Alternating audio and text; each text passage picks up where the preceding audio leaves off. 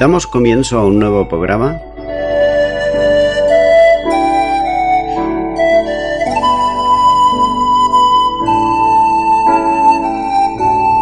Servidores de Dios. Quien te habla es Manuel Cornejo.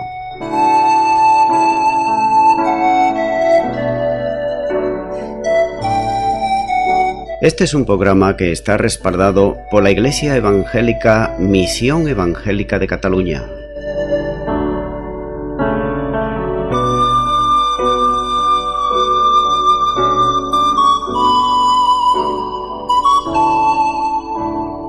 Estamos situados en la ciudad de Sabadell, en la avenida Matadepera número 239.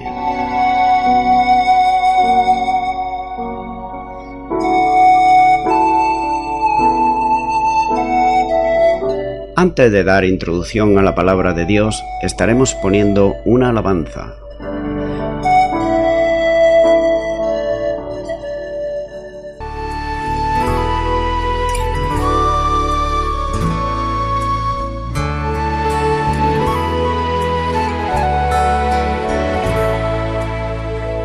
Tengo fe, esperando mi milagro estoy. Tengo fe y quiero agradarte hoy, Dios del universo. Solo en ti esperaré, y aunque pase mucho tiempo, ni un segundo dudaré. Sabes que tengo fe, sí Señor, tengo fe, esperando mi milagro estoy. Ay, ay, ay, tengo fe y quiero agradarte hoy. Yo siento que y tomas mi mano hoy, contra viento y marea el mar yo cruzaré. Sabes que tengo fe, tengo fe, sí Señor, esperando mi milagro estoy.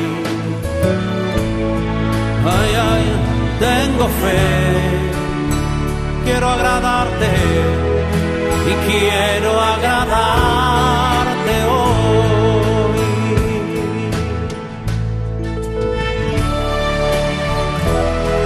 La la la la la la la la la la, sha la la la la la, la la la la la la, la la la la la, la la la la la, sha la la la la la.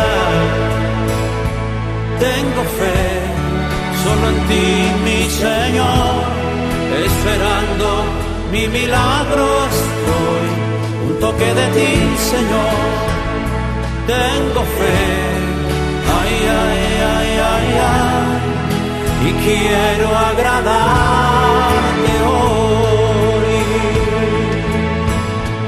Tengo fe, solo en ti, mi Señor, esperando mi milagro estoy. No me muevo de aquí, yo tengo fe. Ay, ay, ay, ay, ay, y quiero agradarte hoy.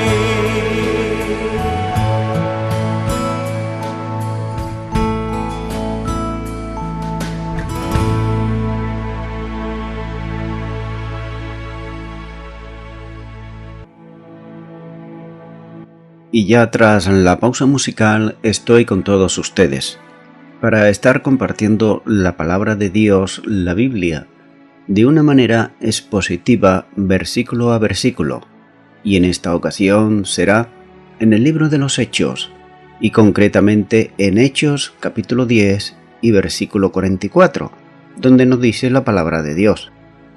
Mientras aún hablaba Pedro estas palabras, el Espíritu Santo cayó sobre todos los que le oían el discurso. Hallaremos en este mismo capítulo, desde los versículos 44 al 48, que es ya el final de este capítulo 10, el Espíritu sobre los gentiles. A este incidente se le ha llamado el Pentecostés de los que no eran judíos. Y dice la primera parte de este versículo: mientras aún hablaba Pedro estas palabras. Lucas quiere destacar que Pedro no había terminado aún todavía de hablar, pero sin embargo, ya había anunciado el Evangelio de la gracia. Había presentado a Cristo como el único Salvador. Había advertido a los oyentes de las consecuencias de enfrentarse a Él, es decir, a Jesús, como juez, si no se le recibía como Salvador. Pero podía añadir todavía algo más, cuando su discurso fue interrumpido súbitamente. Y continúa este versículo diciendo: el Espíritu Santo cayó sobre todos los que oían el discurso. Hay que tener en cuenta que la interrupción no fue una interrupción humana, sino divina. El Espíritu Santo cayó sobre todos los que estaban congregados oyendo el mensaje del apóstol. Más tarde, al explicar cómo ocurrió todo esto a la iglesia de Jerusalén, dijo, en el capítulo 11 y versículo 5, y cuando comencé a hablar, cayó el Espíritu Santo sobre ellos también, como sobre nosotros al principio. Es por eso que no hay diferencia alguna. La manifestación presencial del Espíritu procedía sobre el grupo de los gentiles del mismo modo que había ocurrido sobre los judíos en Jerusalén, como dice este mismo libro de Hechos capítulo 2 versículos 1 al 4. De la misma manera ocurrió también con los samaritanos, en Hechos capítulo 8 versículos 15 al 17. Hay también que considerar que en Hechos de los Apóstoles nos presenta 3 conversiones representativas de toda la humanidad, ya que estas 3 personas eran descendientes respectivamente de los 3 hijos de Noé. El eunuco, el etíope, era descendiente de Can, Saulo de Tarso era descendiente de Sem y Cornelio era descendiente de Jafet. En cada caso, el Espíritu Santo presentó a Cristo, utilizó a un mensajero de Dios como su instrumento y usó la palabra de Dios, porque la fe viene por el oír y el oír la palabra de Dios. Es por eso que en el caso del eunuco etíope, el Espíritu Santo guió a Felipe y la palabra usada fue Isaías capítulo 53. En el siguiente caso, el Espíritu Santo guió a Saulo por el camino a Damasco y Jesús trató con él directamente. Saulo había sido muy bien enseñado en el Antiguo Testamento y creemos que el testimonio de Esteban fue el instrumento humano que Dios usó en su vida. También, ahora, en este último caso, vemos que el Espíritu Santo guió a cada detalle de la conversión de Cornelio. Por ejemplo, preparó tanto a Cornelio como a Pedro, y Pedro fue el instrumento humano que predicó a Cristo resucitado ante Cornelio y también ante su familia y sus amigos. Continúo ahora con Hechos capítulo 10, versículo 45, donde nos sigue diciendo la palabra de Dios. Y los fieles de la circuncisión que habían venido con Pedro se quedaron atónitos de que también sobre los gentiles se derramase el don del Espíritu Santo. El impacto de lo que se había producido con el descenso del Espíritu Santo sobre el grupo de gentiles no cabe duda que admiró a Pedro. pero impactó también a los compañeros judeocristianos que le habían acompañado. El apóstol había sido preparado para aquello mediante en la visión del lienzo que había tenido en Jope, pero los compañeros suyos no habían tenido esa preparación. Los judíos consideraban a los gentiles como una raza inferior, espiritualmente hablando, de manera que no tenían derecho alguno a recibir los dones de Dios que Él, Dios, otorgaba a su pueblo. Por tanto, ver que el Espíritu Santo había caído sobre ellos del mismo modo que ocurriera en Jerusalén, lo dejaba a ellos atónitos. La realidad ponía de manifiesto que Dios había abolido totalmente cualquier barrera de separación y que en su nuevo pueblo, judío y gentiles salvos, tenían la misma posición y disfrutaban de los mismos privilegios. El envío del Espíritu Santo eliminaba la tradición en la que habían sido enseñados los judíos, y la tradición era que no se juntasen con los gentiles. Dios le ponía de manifiesto que todo aquello había concluido y que tanto unos como otros tenían entrada por un mismo espíritu al Padre, como dice Efesios capítulo 2 y versículo 18. Porque por medio de Él, los unos y los otros, tenemos entrada por un mismo espíritu al Padre. Nótese que es por medio del Señor que todos los salvos, tanto judíos como gentiles, tenemos acceso al Padre, ya que Jesús mismo dijo que nadie viene al Padre si no es por mí. Juan capítulo 14, versículo 6. Por tanto, los dos pueblos tienen un mismo modo de entrada a Dios. La entrada se logra por un mismo espíritu. Esto entraña una cierta dificultad, ya que puede considerarse el espíritu como el vivificante de Cristo mismo, quien siendo el espíritu de Cristo exaltado, mantiene abierto el acceso, tanto para judíos como para gentiles, a la presencia del Padre. No debe olvidarse que en la resurrección Jesús se hace espíritu vivificante, como dice Primera de Corintios capítulo 15 y versículo 45. Así también está escrito: fue hecho el primer hombre, Adán, alma viviente, el postrer, Adán, espíritu vivificante. Cristo, el hombre perfecto, tiene poder para comunicar vida, porque tiene vida en sí mismo. Cristo, el hombre perfecto, tiene poder para comunicar vida, porque tiene vida en sí mismo. Como dice Juan, capítulo 1 y versículo 4. En él estaba la vida, y la vida era la luz de los hombres. Sin embargo, después de la glorificación de Jesús, Dios envió el Espíritu de su Hijo, que es espíritu de filiación, como nos muestra Romanos capítulo 8 y versículo 15. Pues no habéis recibido el espíritu de esclavitud para estar otra vez en temor, sino que habéis recibido el espíritu de adopción, por el cual clamamos Abba, Padre.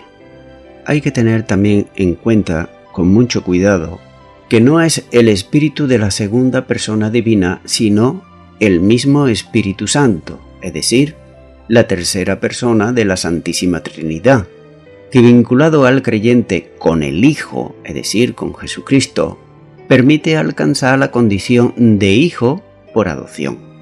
Por esta acción viene a ser colocado como hijo adulto en una nueva relación con Dios, como miembro de su familia, confiriéndole los derechos y también privilegios de esa condición. Al haber nacido de arriba, comienza a llevar la imagen del Señor, primogénito entre muchos hermanos, como dice Romanos capítulo 8 y versículo 29. El temor desaparece, por cuanto ya no es hijo de la ira, sino hijo de adopción, por lo que ya no hay condenación, sino esperanza. como nos dice Romanos capítulo 8 y versículo 1. Ese espíritu por el que tenemos entrada al Padre induce a la intimidad del creyente a la misma expresión de familiaridad como en otro lugar escribió el apóstol y he acabado de leer cuando dice Abba Padre, Romanos 8:15. Es por eso que Dios es el Padre y el creyente es Hijo. La entrada al Padre es posible para cada creyente por la obra de Jesucristo, conducidos en todo momento por el Espíritu que habita en nosotros. Las bendiciones son evidentes. Una entrada al Padre que es Cristo, una bendición que es poder, llega a Dios, antes lejano. Todo ello el único y el mismo Espíritu que cada creyente recibe en la conversión a Dios. Continúo ahora con el versículo 46, donde nos sigue diciendo la palabra de Dios. Porque los oían que hablaban en lenguas y que magnificaban a Dios. De la misma manera que se había producido en Jerusalén, ocurría también en Cesarea.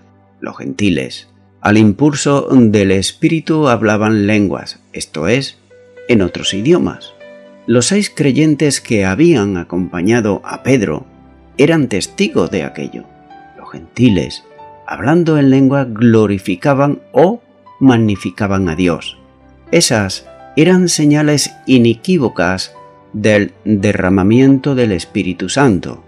Dios había dado el mismo don a los gentiles que antes también había dado a los judíos. Y surge una pregunta. ¿Cómo entendían los 6 creyentes de Jope que aquellos todos, hablando en lenguas, magnificaban a Dios? Posiblemente sea un conocimiento posterior al hecho, ya que los judíos presentes oían a todos aquellos hablar en otros idiomas y supieron luego que lo que estuvieron haciendo era alabar y glorificar a Dios. No cabe duda que esto resultó impresionante para aquellos, al ver que los gentiles, sin hacerse prosélitos, sin guardar la ley y también sin ser circuncidados, eran objeto de las mismas bendiciones que Dios le había otorgado a ellos los judíos. Continúo con el versículo 47, donde nos sigue diciendo la palabra de Dios.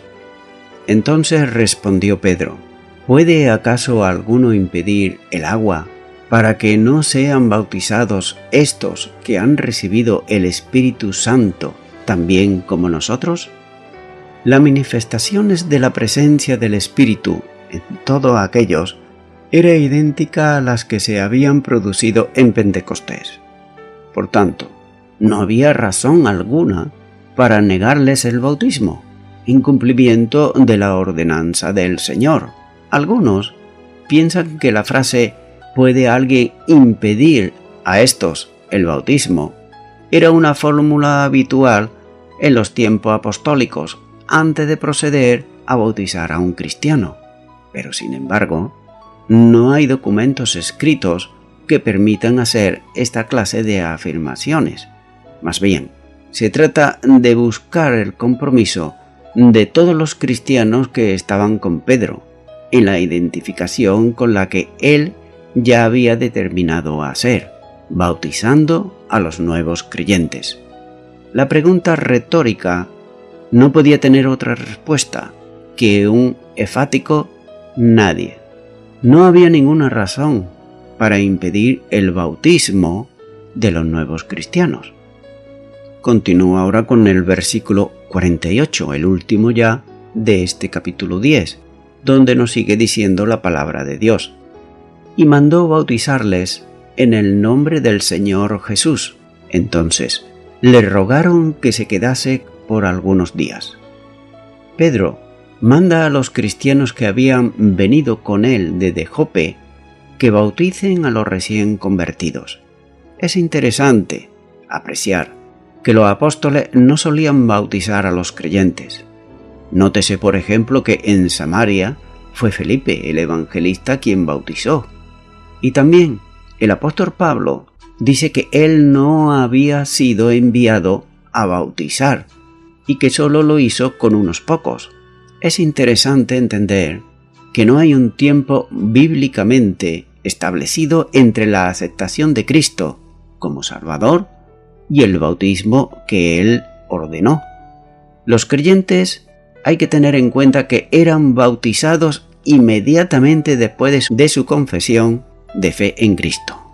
Indudablemente, la conversión en aquellos tiempos apostólicos suponía realmente el rechazo contra el cristiano, de modo que se bautizaban quienes realmente habían decidido ser cristianos o discípulos de Jesucristo. Por tanto, aquellos que se bautizaban, el rechazo de aquellos que le conocían lo tenían seguro, pero ellos se bautizaban. Dice también este último versículo que entonces le rogaron que se quedase por algunos días. Sin duda, tanto Cornelio como su casa y amigos tenían mucho que aprender y además debían de ser instruidos en la fe cristiana. Era necesario cumplir plenamente lo que Jesús había establecido y que era, primero deberían de predicar el Evangelio, después bautizar a los convertidos y finalmente enseñarle a guardar lo que Él había ordenado, como así nos lo muestra el Evangelio de Mateo capítulo 28 y versículo 20. Esto requería un tiempo de permanencia del apóstol en Cesarea. Los que le habían llamado para oír el mensaje lo invitan a quedarse a Pedro por unos días con ellos. He de suponer el tiempo hermoso que habrían pasado los nuevos creyentes, mientras eran enseñados por Pedro. Todo creyente tiene que ser instruido en la doctrina bíblica fundamental. Fue sin duda un tiempo de bendición espiritual y de comunión fraternal en el Espíritu. Es por eso, y repito, que todo creyente tiene que ser instruido en la doctrina bíblica fundamental. Y no solamente eso, no se debe de quedar ahí, sino de que debe de crecer espiritualmente. Y voy concluyendo ya. Este capítulo 10 nos muestra que Cornelio, quien sirve como centurión del regimiento Itálica que se hallaba en Cesarea, es un devoto piadoso, porque él ayudaba materialmente a los pobres y pasa mucho tiempo orando. En una de sus sesiones de oración se le aparece un ángel que le da instrucciones de mandar a traer a Simón Pedro, que se encontraba en Jope. Cornelio despacha entonces a 2 servidores de confianza y a su fiel soldado para que pidan a Pedro venir a Cesarea. Por otro lado, en Jope, Pedro pasa tiempo en el techo de la casa donde habitualmente subían los judíos en aquel tiempo para orar. Mientras ora, cae en un éxtasis y en una visión ve una gran sábana llena de toda clase de animales que baja desde el cielo, y también oye una voz que le dice mata y come. Él se opone a la orden, diciendo que nunca ha comido nada inmundo, pero la voz le dice que Dios ha quitado la distinción entre lo limpio y lo inmundo. Esto ocurre por 3 veces, y mientras Pedro trata de entender el significado de la visión, los mensajeros de Cesarea llegan.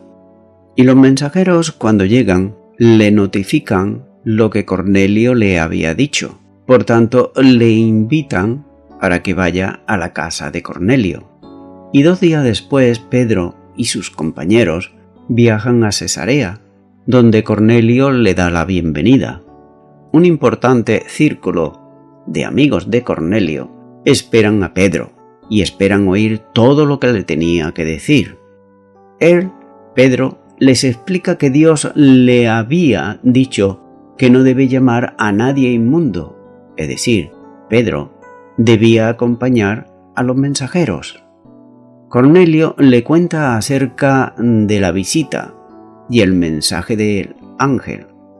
Entonces Pedro predica las buenas nuevas a su auditorio gentil, pero cuando está predicando las buenas nuevas, de pronto el Espíritu Santo desciende sobre los gentiles, lo cual llena de asombro a los cristianos judíos. Los gentiles hablan en lenguas, glorificando y alabando a Dios, y además, más tarde son bautizados. Pedro permanece con ellos algunos días, enseñándole las enseñanzas cristianas. Estimado y estimada oyente, Cornelio buscaba a Dios, la casa de Cornelio también, y además los invitados en casa de Cornelio prestaron atención y también deseaban escuchar absolutamente todo lo que Pedro tenía que decirles. Estimado y estimada oyente, si tú estás buscando a Dios y no una religión, hoy puedes encontrarlo recibiéndole en tu corazón a Cristo como tu Señor y tu Salvador. Si nunca has hecho la oración de invitarle a Cristo que venga a tu corazón, pues yo te animo en este momento a que tú ores conmigo y repitas esta oración, ya que es una oración de fe. Repite y di conmigo ahí a donde estás. Señor Jesús, quiero darte muchas gracias, porque tu palabra dice que el que a ti viene, tú no le echas fuera, y yo vengo a ti, porque reconozco que tú eres el Salvador del mundo. Por ello, yo te pido perdón por todos mis pecados, me arrepiento de ellos y te recibo en este instante como mi Señor y mi Salvador. Gracias te doy en tu nombre, en el nombre de Jesús. Amén. Amigo y amiga oyente, si tú has hecho esta oración de todo tu corazón, te recomiendo que comiences en primer lugar a orar a Dios en el nombre de Jesucristo. Orar a Dios no es rezar, sino que es hablar con una persona. También te recomiendo que leas la palabra de Dios. Comienza por los evangelios si no lo has hecho nunca. Y también te recomiendo que para que puedas crecer espiritualmente, te congregues en una iglesia cristiana evangélica donde se predique, se enseñe y se practique la sana doctrina y la palabra de Dios. Congrégate ahí y con el tiempo crecerás espiritualmente y podrás servir al Señor Jesucristo. Que Dios te bendiga. Y a toda la audiencia, nuevamente ya me estoy despidiendo de todos ustedes y será hasta el próximo programa. Que Dios os bendiga a todos.